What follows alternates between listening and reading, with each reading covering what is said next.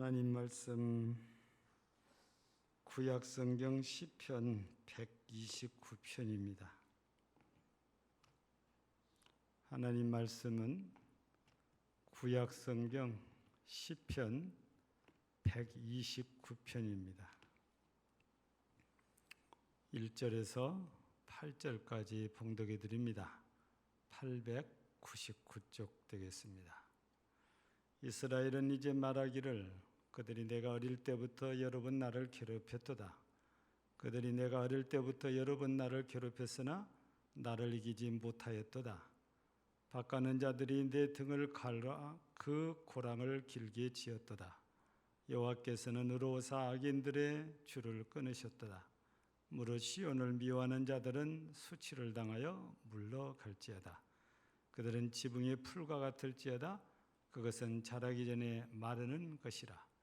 이런 것은 베는 자의 손과 묶는 자의 품에 차지 아니하나니 지나가는 자들도 여호와의 복이 너희에게 있을지어다 하거나 우리가 여호와의 이름으로 너희에게 축복한다 하지 아니하느니라.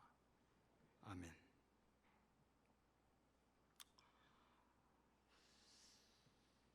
우리가 오늘 이 시편 129편의 첫머리에 나오는 말씀, 이스라엘은 이제 말하기를, 이렇게 되어져 있지요.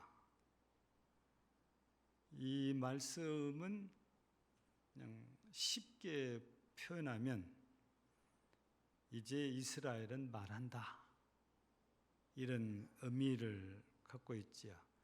이 히브리어 성경에는 요마르나 이스라엘 이렇게 되어 있단 말이에요. 이게 요마르는 말한다, 나는 이제, 이스라엘 그러니까 이스라엘은 이제 말한다, 이런 의미를 갖고 있는데 이 말 속에는 현재 얘기를 하는 것이 아니고 지나간 과거 얘기를 하는 거죠. 과거에 묻혔던 얘기를 지금 말한다.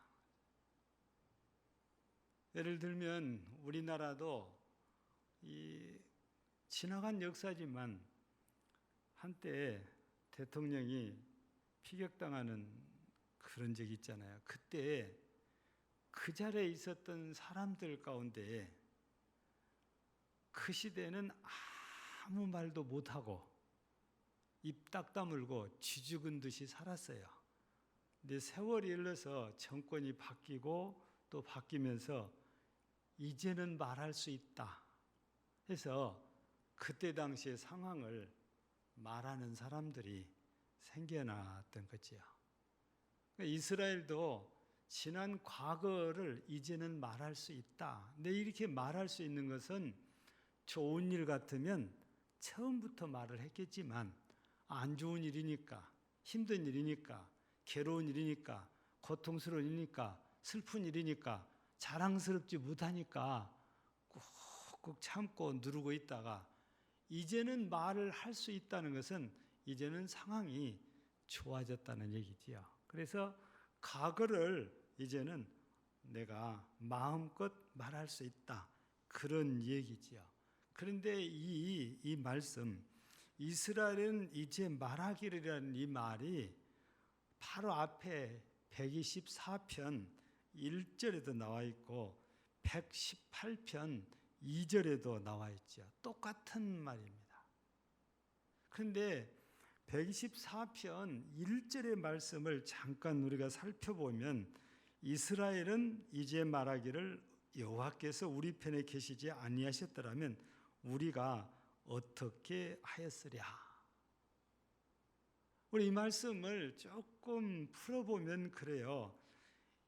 이스라엘이 당시에 어려웠을 때에 하나님께서 함께하사 도와주시지 않았으면 우리는 없어졌을 것이다. 그런데 하나님께서 도와주셨기 때문에 오늘 우리가 이렇게 이 역사를 말할 수 있다, 그 얘기거든요.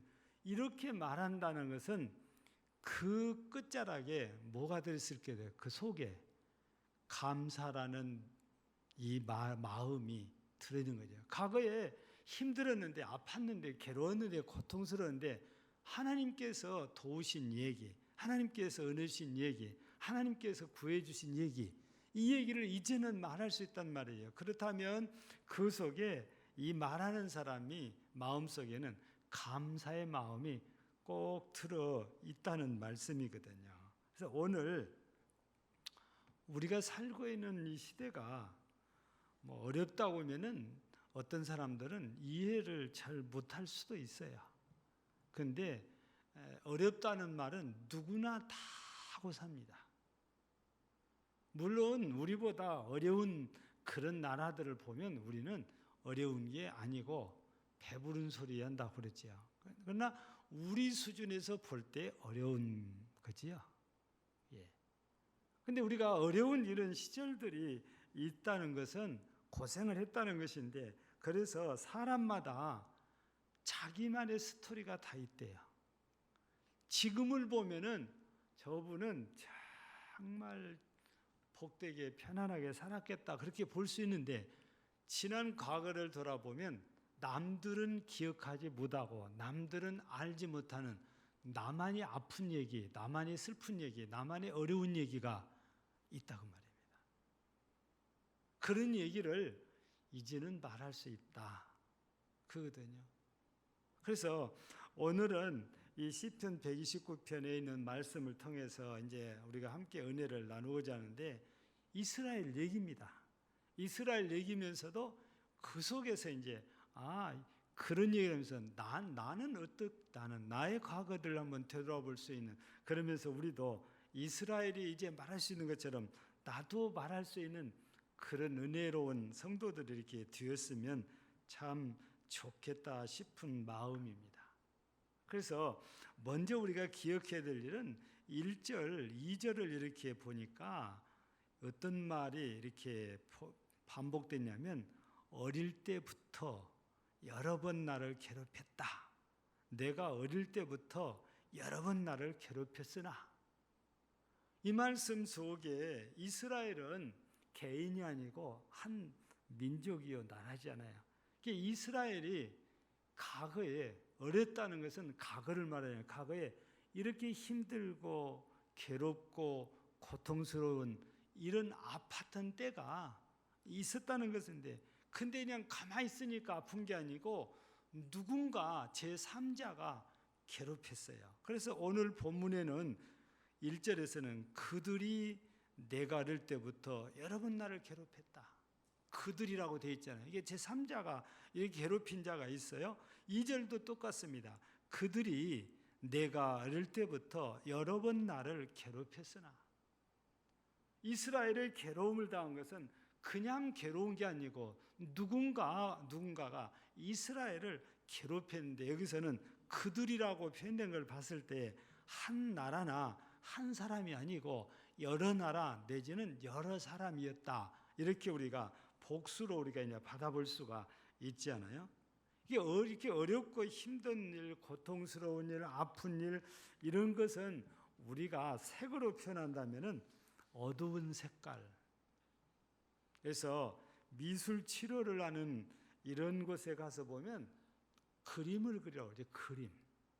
이 그림을 딱 이 치료사가 딱 보고 보는 것 중에 하나가 색깔입니다. 어떤 컬러를 많이 쓰냐. 근데 일단 그분들이 볼 때 어두운 톤을 많이 쓰면 이 사람, 이 아이의 마음이 엄청 힘들다, 뭔가에 짓눌려 있다, 이런 의미를 부여해요. 또 그림을 그리는데, 똑같은 그림을 그리는데도 가깝게 그려놓느냐, 멀리 그려놓느냐에 따라 다르고, 크게 표현했느냐, 작게 표현했느냐에 따라서 이것이 심리적으로 전부 다른 거예요. 이스라엘은 그때 당시는 미술치료라는 것이 없었기 때문에 미술치료는 얘기할 것이 없지만, 색깔로 우리가 표현한다면 어두운 색깔이라는 거죠.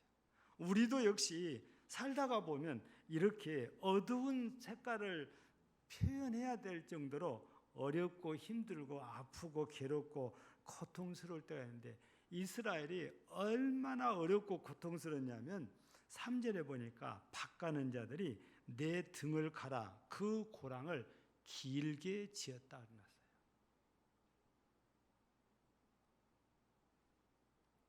여러분, 고랑 알지요? 고랑. 농사 지은 분들은 잘 아셔요. 고랑. 여러분, 고랑은 뭐고 이랑은 뭡니까?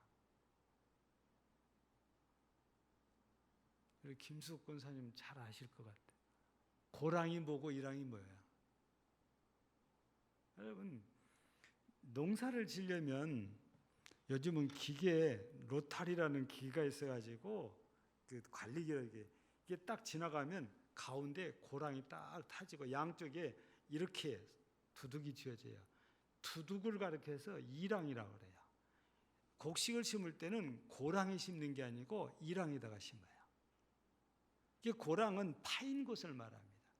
근데 고랑이 깊으면 이랑이 두둑이 높아져요. 이렇게 되면 어지간히 비가 와도 빗물이 밑으로 빠져서 흘러가 버리기 때문에 이랑에 심겨진 곡식들이 피해를 입잖아요. 침수 피해 당하잖아요. 근데 고랑과 이랑이 없으면은 똑같이 편편한 물이 차니까 곡식들이 침수 피해를 입기가 훨씬 쉽지요. 고랑은 파버린 걸 말해요. 파버린 걸. 이랑은 그 고랑을 파서 흙을 모아놓은 걸 이랑이라고 그래요.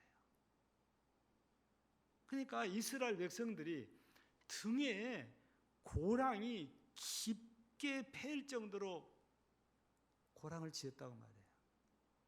그러면 이스라엘 백성들이 등에 고랑이 생길 정도로 괴로움을 당했고 고통을 당했고 어려움을 당했고 아픔을 당했다 이런 얘기거든요. 그리고 여기서 어릴 때라고 표현했는데 어릴 때는 이스라엘의 어릴 때는 언제냐면 애굽에서의 살 때를 말해요. 성경에도 표현을 그렇게 해놨잖아요. 요셉을 알지 못하던 왕이 다스리기 시작할 때부터 히브리인 즉 이스라엘을 괴롭게 하기 시작을 합니다. 많은 고통을 안겨주지요. 예. 그때가 바로 어릴 때예요. 근데 하나님께서 이스라엘을 그 애굽에서 구해내 가지고 광야를 거쳐 가나안 땅에 들어가서도 초창기에는 이스라엘이 힘이 없으니까 역시 어려움을 많이 겪었죠. 그 초기에 어려움 겪은 얘기가 바로 사사기서입니다.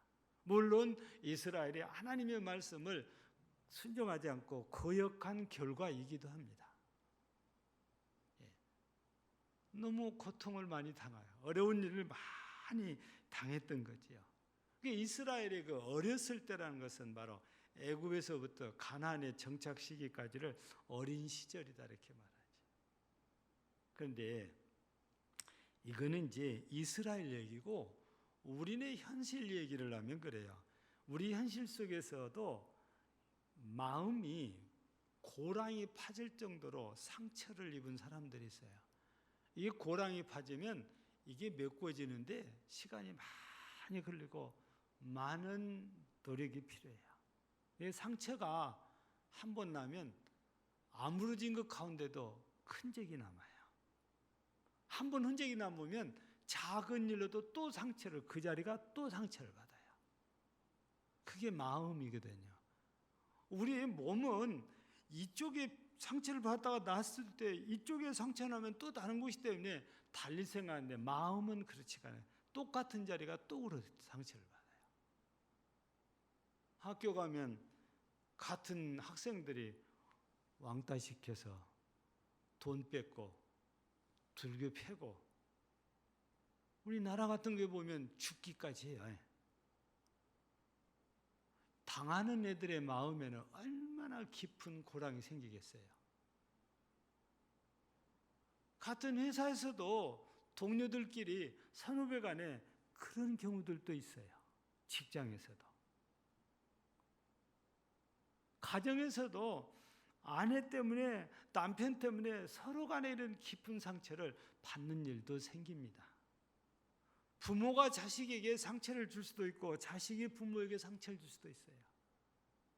오래되지 않았지 얼마 전에도 친엄마가 자기가 낳은 자식을 부엌칼을 들고 쫓아갔잖아요. 여러분, 그 아이의 마음 어떻겠어요? 어떻게 엄마가 자기가 난 자식을 죽이겠다고 부엌칼을 들고 쫓아가냐고 말이에요. 요즘은 우리가 상상할 수 없는 일들을 통해서 상처받는 일들이 아주 가까운 지인이기도 해요. 여러분, 진짜 최근 얘기예요. 우리 가까운 광주에서는 45살 된 아들이 75살인가 그래요. 어머니가 돈을 달라고 그랬어요. 그러니까 어머니가 네 방에 가서 잠이나 자라. 돈 안 주고. 그랬다고 엄마를 폭행을 했어요. 그래서 이게 고발당했어요. 근데 1심과 2심이 각각 틀려요. 1심에서는 형이 상당히 이제 높게 나왔는데 2심에서는 정상 참살했다고 해서 많이 감형이 되고. 여러분, 아무리 내 속으로 나왔어도 아들이 자기를 폭행했는데, 근데 한 번 폭행하면요 2번도 하고 3번도 하고 그래요. 근데 전과도 있다고 말이에요. 그런 폭행 전과도 있어요. 가족 간에는 없는 게 아니고 가족 간에도 이렇게 서로를 마음에 골이 생길 정도로 상처를, 괴로움을, 고통을 주는 일들이 요즘 말로도 하고 실제 물리적인 폭력으로도 한단 말입니다. 이스라엘에 이렇게 괴로움 당했던 일을 이제야 말한 것처럼 여러분, 처음에는 무서워서 아무 말도 못하고 살다가도 어느 때가 되면 이제는 말할 수 있다 해서 말을 해요. 자기가 당했던 얘기들을. 부모에게 당했던 얘기도 말 못하다가 말해요. 이해가 잘 안 되고 상상도 잘 안 되지만 새아빠가 이부 딸을 10년, 20년 성폭행한 이야기. 하다 안 되니까 고발해서 말하잖아요. 이 딸아이의 마음, 골이 파이다 못해서 갈기갈기다 찢게 되지 않았을까? 멀리 있는 사람이 아니고 가까운 사람들 때문에 이렇게 괴로움을 받는 경우들이 많아요. 이스라엘이 이렇게 괴로웠던 것처럼. 근데 우리가 살다가 보면 이렇게 괴로움 당하는 일들이 신앙인이라는 이유만으로 괴로움을 당해요.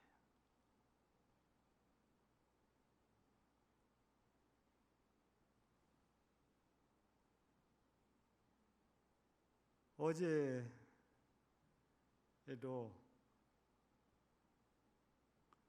어느 젊은 분이 주차를 하려고 그래서 우리가 예배가 있으니까 안 됩니다 그랬더니, 아니 코로나인데 예배 드려요? 예배 안 드려야 되는 거 아니야? 아니, 법에서 허용한 한도 내에서 우리 예배 드립니다. 아니 내가 돌 한 바퀴 도니까 차를 대놓고 와서 다시 그래서 차 여기서 주차하지 마시라고 막 따지고 들어요. 금당제일교회 고발해야 되겠네? 고발하시라고. 우리가 법이 허락한 한도 내에서 우리가 예배 드린다.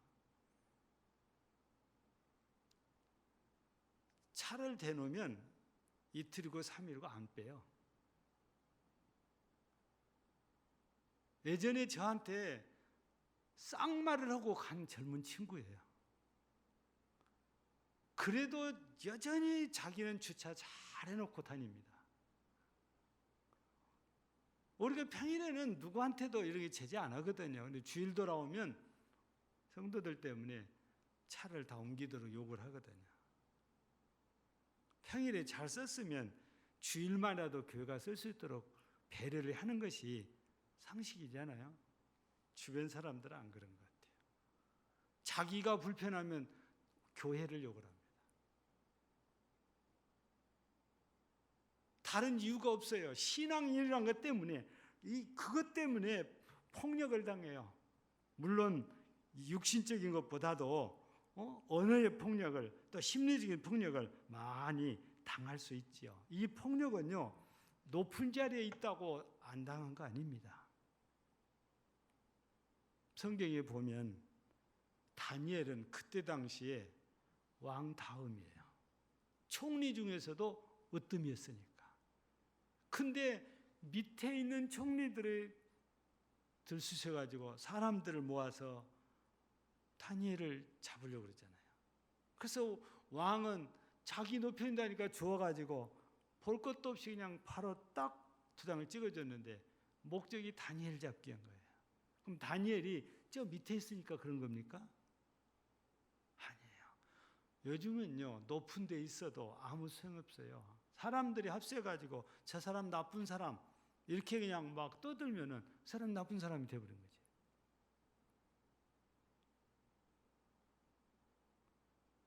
다니엘이 뭐가 문제냐? 하나는 유대인이라는 것이에요. 자기들은 갈대아인이고 포로 주제에 와서 자기들 위에 있다는 거지요. 그리고 또 하나는 여호와 하나님을 섬긴다는 거예요. 자기들은 다 우상 섬기잖아요. 다 신앙과 관계 있는 거지요. 또 보세요. 에레미야가 왜 매를 맞고 왜 진흙구덩이에 빠지고 옥에 갇힙니까? 그 사람은 하나님의 선지자로서 하나님의 말씀을 전하는 것뿐입니다. 단지 그 이유 때문에 붙들려 가서 매를 맞기도 하고 감옥에 갇히기도 하고 물 없는 진흙구덩이에 빠지기도 하고 그때 미래 여니까. 이유가 뭡니까? 신앙이거든요. 지금은 이런 것이 없는 것 같아도 그렇지 않아요. 오늘도 정부나 이 지자체에서 이렇게 하는 것도 있지만 회사에서 못 가게 합니다. 교회 못 가게. 여러분, 교회에서부터 코로나가 생겨난 거 아니라니까요. 전부 밖에서 들어온 거지. 교회도 밖에서 들어온 거지. 어떻게 교회에서 코로나가 생겨났습니까? 예. 근데 교회에서 코로나 만들어갖고 퍼뜨린 것처럼 교회를 이렇게 집중적으로 공격하는데 참 이해도 안 되고 참 안타까운 게 그지없어요. 성경에 보니까 진짜로 신앙 때문에 그런 것처럼 지금도 교회 때문에 이렇게 모든 걸 교회에다가 다 책임을 뒤집어 씌우는 거예요.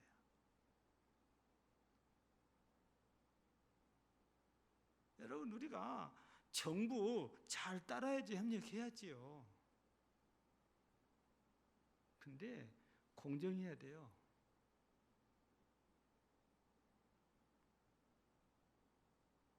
(8.15)에 15,000명 모였어도 부산 해운대는요 100만 명 가까이 모였어요. 거기서도 코로나 나왔고 여기도 코로나 나왔고 제주도에 노는 데도 코로나 나왔고 다 나왔어요. 근데 여러분 언론 보세요. 그 이야기는 처음에 좀 몇 번 나오고 지금은 안 나옵니다. 계속 8.15 집회, 8.15 집회 끝도 없이 나오잖아요. 모르는 분들은 모든 코로나가 8.15 집회 때문에 퍼졌다고 그렇게 하는 거죠. 공평성이 없어요. 기독교 탄압한다고 받아들이기가 쉽게 지금 그렇게 하고 있어요. 아니라고 그래요, 정부는. 성경에도 보니까 다른 이유가 없어요. 신앙인가 때문에 다니엘이 괴로움을 당하고 에레미야가 괴로움을 당한 것처럼 이런 일들이 어쩔 수 없이 우리 삶 속에서 생겨난다는 것입니다. 이런 일들을 모르는 사람들이 아니고 가까운 사람들도 그랬어요. 자기하고 신앙이 틀리니까. 여러분, 참 제가 우리 성도들 가운데 쪽믿음, 남편이 안 다니는데 혼자 다니는 분들을 정말 존경해요. 남편이 얼마나 주일날 교회 가지 말고 어디 가자고 조르는 집들이 많아요. 그래서 어떨 때는 뭔지고 따라가기도 해요. 왜 그렇습니까? 가치관이 틀려요. 생각하는 게 틀려요. 우리는 하나님의 가치관을 가지고 살지만 그들은 세상적인 가치관을 살고 때문에 우리하고 이렇게 맞을 수가 없어요. 예. 그래서 쪽믿음을 가지고 생활하신 분들은 참 고생을 많이 하신 게 보여지니까 참 안타까운 마음이 많지요. 여러분, 신앙 문제 가지고 가족 간에, 형제 간에, 그리고 친척들도 괴롭히기도 하거든요. 심지어는 부부인 남편이 아니면 아내가 그렇게 괴롭힐 수도 있는 거다고 말이죠. 이스라엘도 보세요. 그들이라고 했을 때 생판 남만 그런 거 아니에요. 어렸을 때는 생판 남이었던 애굽 사람들이 그랬지만요, 광야 때부터 누구한테 밀립니까? 모압. 누구의 또 에서의 후손 에돔 안 도와주잖아요. 생판 남 아니에요. 거슬러 올라가면 모압은 롯의 자손이 있잖아요. 그럼 이스라엘은 아브라함의 자손이 있잖아요. 전혀 무관한 사람들이 아니에요. 에돔은 야곱의 형인 에서의 후손이잖아요. 이스라엘하고 완전히 남남이 아니고 조금만 올라가면 다 형제예요. 그런데 이스라엘을 괴롭혀요. 이스라엘을 공격하는데 동조해요. 또 가다가 보니까 남북이 갈리더니 북이스라엘이 남쪽을 이렇게 얼마나 또 공격하는데 외부 세력을 끌고 와서 공격합니까? 모르는 사람들이 아니고 가깝게 지내야 될 사람들이 이런 일들을 하는 것처럼 현대 사회에서도 전혀 모르는 사람이 아니고 내 주변에서 가까운 사람들이 이 신앙 때문에 우리를 불편하게 하는 일들이 생긴다는 말씀이죠. 그런데 예수님 말씀이 사람의 원수가 자기 집안에 있다고 한 것처럼 참 가까운 데서 있다는 것을 새삼 우리가 느끼게 되는데, 근데 이렇게 어렵고 힘들고 괴로운 일이 있다 할지라도 하나님을 바라보고 잘 참고 견디고 나면 오늘 제목처럼 이제는 말할 수 있다고 말해요. 그 말은 이제는 그것들을 말해도 될 만큼 내가 하나님께 엄청난 은혜와 사랑과 복을 받았다는 거지요. 만약에 끝까지 그들에게 짓밟혔다면 말 못하고 끝날 겁니다. 근데 말을 할 수 있다는 것은 지금은 상황이 뒤바뀌어졌다고 말이죠. 오늘 말씀을 보세요. 4절입니다. 여호와께서는 의로우사 악인들의 줄을 끊으셨도다. 5절입니다. 무릇 시온을 미워하는 자들은 수치를 당하여 물러갈지어다. 6절입니다. 그들은 지붕 후 풀과 같을지어다. 그것은 자라기 전에 마르는 것이라. 여러분, 하나님께서 택한 사람들, 믿는 사람들을 지키기 위해서 어떻게 되는 거예요? 악인들의 줄을 끊었다는 거예요. 그리고 이 5절에 보면은 이들을 수치를 당해서 물러가게 만들어요. 여러분, 수치를 당해서 물러가게 만드는 것은 우리가 성경을 통해서 보면 그리고 확인을 많이 해볼 수 있는데, 가장 우리가 제일 먼저 떠오른 게 그런 것 같아요. 히스기야 왕 때에 아수르가 침입했잖아요. 히스기야 왕이 하나님께 기도를 해요. 그랬더니 하나님께서 그 밤에 역사하셨잖아요. 그래서 18만 5천 명의 아수르 군사들을 전부 밤새 시체로 만들어버렸잖아요.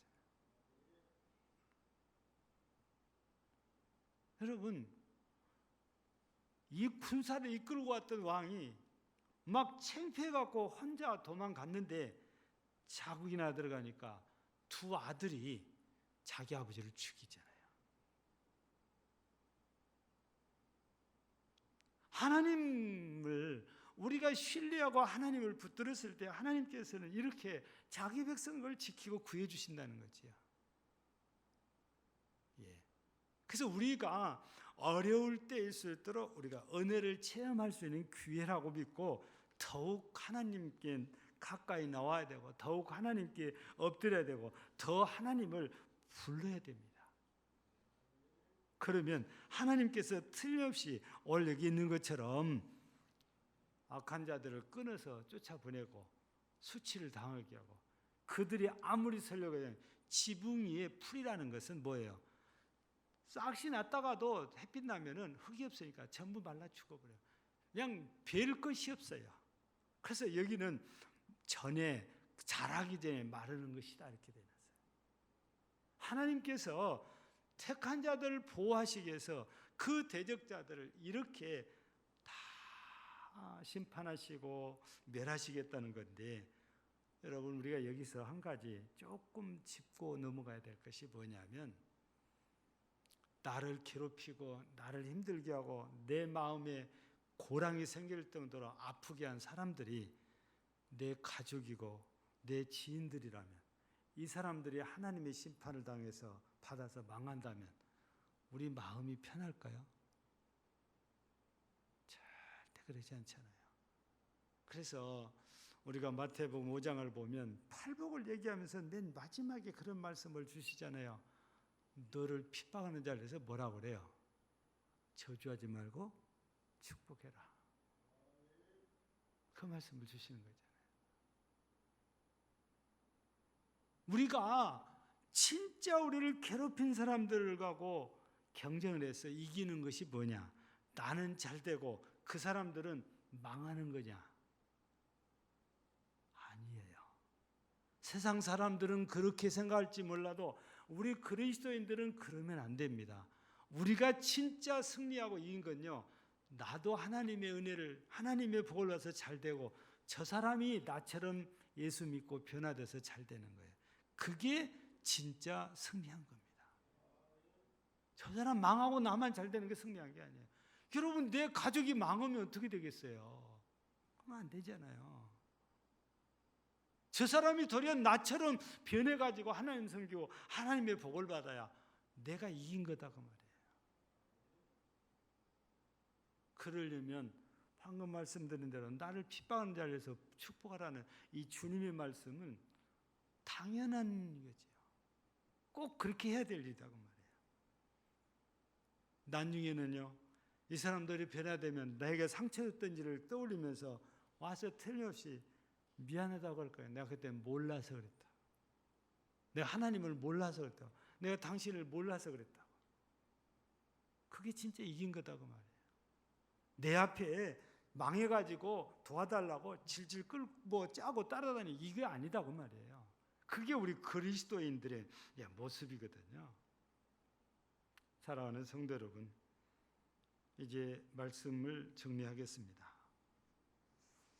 내가 힘들 때 내가 생각하면 아무도 나를 도와주지 않은 것 같고, 심지어는 하나님도 나를 외면한 것 같이 느껴집니다. 근데 지나놓고 보면 아니에요.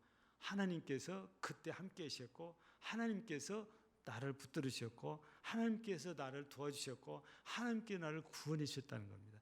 뒤에 지나놓고 보면 그걸 깨달아요.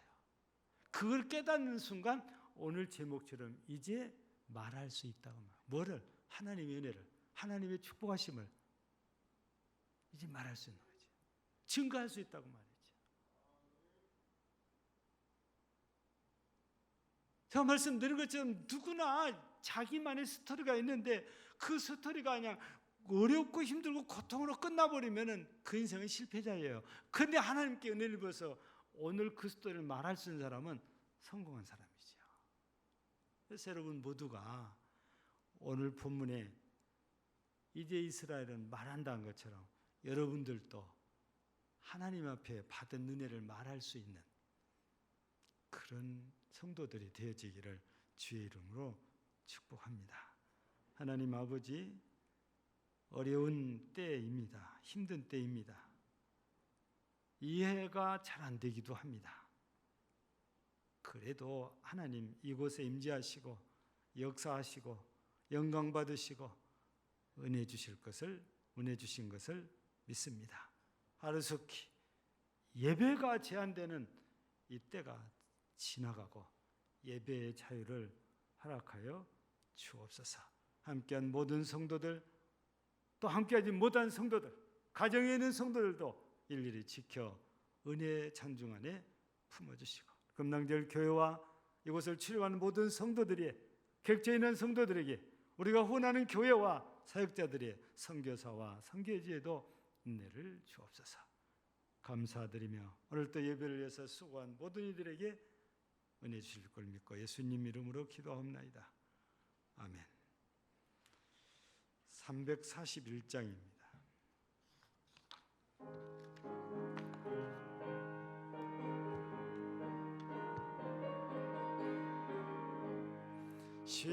십자가를 내가 지고 주를 따라 갑니다.